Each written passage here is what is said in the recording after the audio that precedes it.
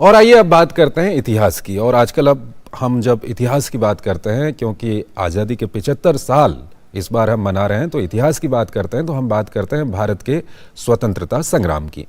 भारत का गौरवशाली स्वतंत्रता संग्राम आधुनिक विश्व के महानतम संघर्षों में से एक है।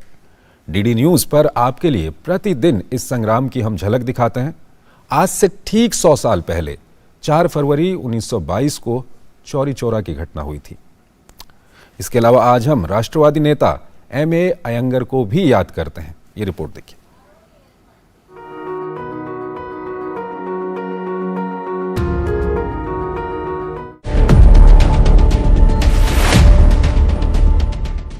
आज से ठीक 100 साल पहले 4 फरवरी 1922 को चौरी चौरा की घटना हुई थी। गांधी जी ने 1 अगस्त 1920 को असहयोग आंदोलन शुरू किया था। आंदोलन ने अगले 1.5 साल में जैसे जैसे गति पकड़ी, देश भर में बड़ी संख्या में कार्यकर्ता सक्रिय हो गए। जनवरी 1922 में गोरखपुर कांग्रेस कमेटी और खिलाफत कमेटी ने किसानों से विदेशी सामान बेचने वाली दुकानों पर धरने का नेतृत्व करने का आग्रह किया। पुलिस ने विदेशी कपड़ों का व्यापार का विरोध कर रहे कार्यकर्ताओं को रोकने की कोशिश की। इस घटना से स्थानीय लोगों में रोष फैल गया। 4 फरवरी को चौरी चौरा कस्बे में लोग जमा हो गए और चौरी चौरा थाने के नजदीक मुंडेरा बाजार में धरना देने के लिए निकल पड़े। पुलिस ने जब गोलियां चलाईं तो प्रदर्शनकारियों का गुस्सा ज्वालामुखी की तरह फूट पड़ा।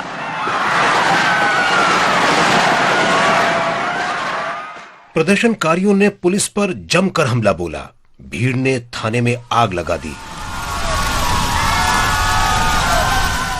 23 पुलिसकर्मियों की मौत हो गई और पुलिस की काफी संपत्ति नष्ट हो गई। इस घटना से आहत होकर महात्मा गांधी ने असहयोग आंदोलन को रोकने का फैसला किया, जिसे अंततः 12 फरवरी 1922 को रोक दिया गया।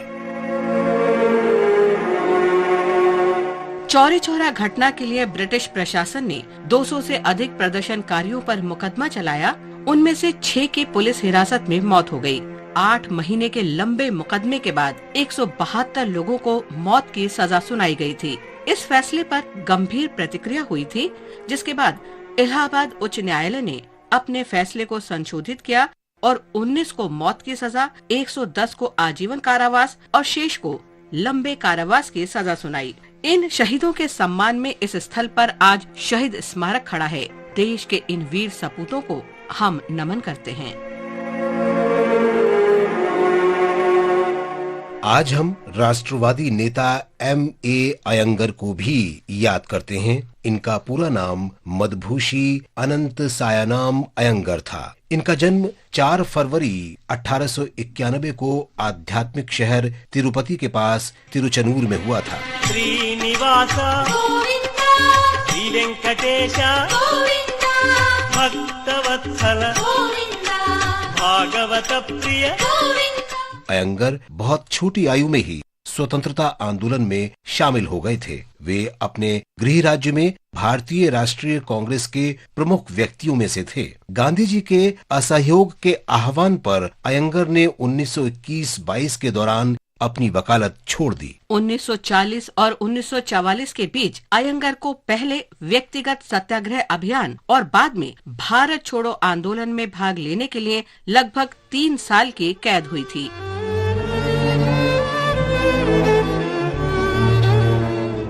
जब जीवी मावलंकर को विधायी कार्यों के लिए संविधान सभा के अध्यक्ष के रूप में चुना गया तो अयंगर को इसका उपाध्यक्ष बनाया गया। 1952 में जब पहली लोकसभा का गठन किया गया तो अयंगर उपाध्यक्ष पद के लिए सबकी पसंद थे। जीवी मावलंकर के आकस्मिक निधन के बाद अयंगर को 8 मार्च 1956 को लोकसभा की अध्यक्षता करने के लिए सर्वसम्मति से चुना गया था। पहली लोकसभा के अध्यक्ष के रूप में अपने संक्षिप्त कार्यकाल के दौरान अयंगर ने स्वयं को संसदीय जीवन में उच्च परंपराओं का योग्य उत्तराधिकारी साबित किया। इस प्रकार अयंगर दूसरी और तीसरी लोकसभा में भी सर्वसम्मत से सदन के अध्यक्ष बने।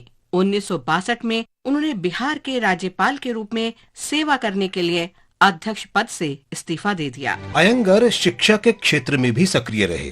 अपने पूरे जीवन में उन्होंने संस्कृत और भारतीय संस्कृति के अध्ययन और प्रचार में बहुत रुचि ली। 19 मार्च 1978 को अंतिम सांस ली। इस महान नेता को भावभीनी श्रद्धांजलि देता है।